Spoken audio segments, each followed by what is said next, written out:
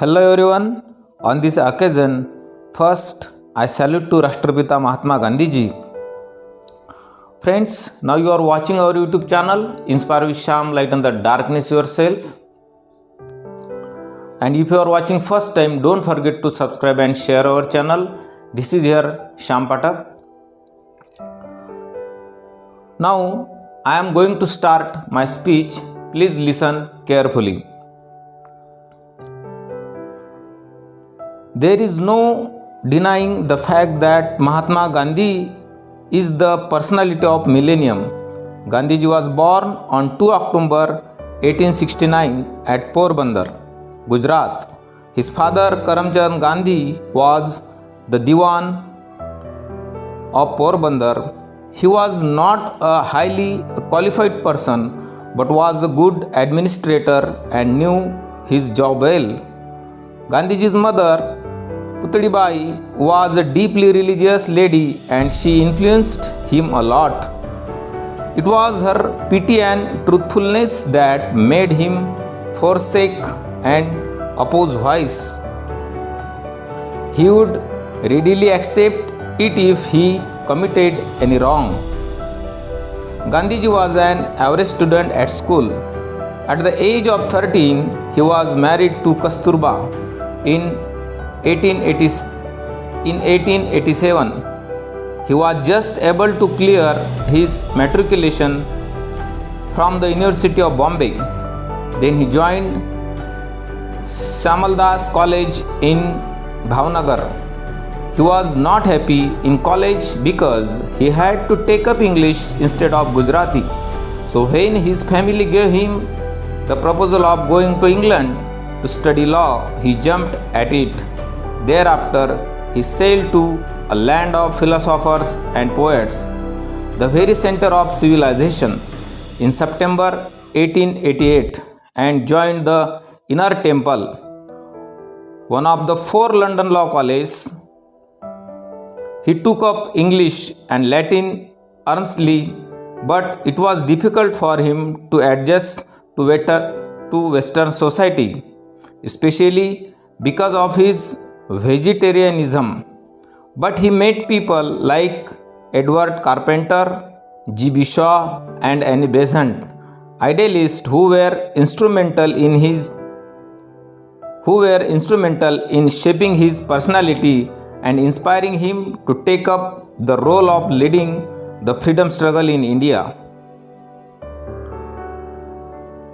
His mother died while he was in England.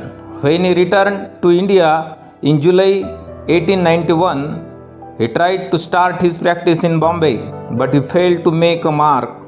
So he moved to Rajkot and took up the job of drafting petitions for litigants. It was during this time that he had the opportunity of going to South Africa on a year's contract from an Indian company which was based in Natal, South Africa. It was there that he first saw how the colored people were subjected to inhuman treatment by the white government. In one instance, when he was traveling to Pretoria, he was thrown out of a first-class railway compartment along with his baggage because he dared to occupy a compartment reserved for whites only. This incident led him to revolt against such inhuman practices and made him determined not to accept injustice and indignity. After returning to India, Gandhiji met Indian leaders like Sir Firoz Shah Mehta, Lokmanya Tilak and Gokhale and toured the nation. His first Satyagraha revolution was at Champaranya in Bihar, where the farmers were forced to cultivate indigo for the British. It was here that he met prominent leaders of Bihar like Rajendra Prasad, and they also pledged their support to Gandhiji. By 1920, Gandhiji became a prominent national leader. He believed that it was because of our weakness that we were being ruled by the British. He launched the non-cooperation movement where he asked students to boycott government-aided schools and colleges and told people to leave government service. The response was overwhelming. In spite of large-scale arrests, the movement picked up. In February 1922, a violent mob set a fire to a police station in Chauri Chaura, killing 22 policemen. Gandhiji decided to call off the movement.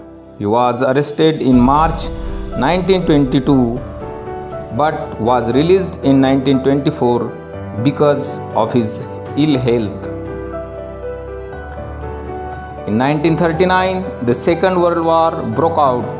It was a crucial phase in Indians' independence struggle. Gandhiji wanted the British to withdraw from India. Gandhiji launched a massive campaign called the Quit India Movement, Bharat Chodo Andolan. There were violent outbreaks and an attempt was made to curb the movement. Gandhiji used to organize prayer session.